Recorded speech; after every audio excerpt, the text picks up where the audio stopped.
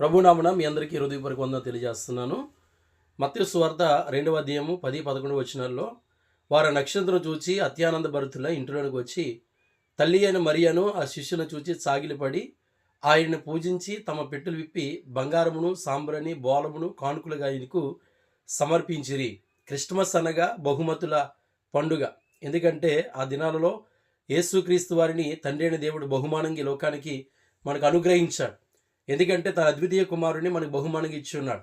ఎందుకు బహుమానాలు ఇవ్వాలంటే జ్ఞానులు కూడా అదే వారు తెలియజేసే మాట ఏంటంటే, జ్ఞానులు కూడా యేసుక్రీస్తు చూడడానికి వచ్చినప్పుడు బంగారమును సాంబ్రాణి బోళమును వారు బహుమానాలకు తీసుకొచ్చారు.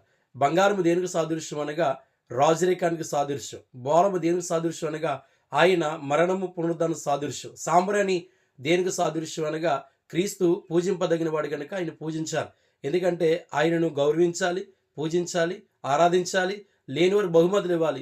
ఇదే క్రిస్మస్. అప్పుడే మన జీవితంలో నిజమైన ఆనందము, నిజమైన సంతోషము, క్రీస్తు యొక్క బహుమానాలు పంచుతూ క్రీస్తు మాటలు పంచు అనేక ప్రభుత్వం నడిపిందాం.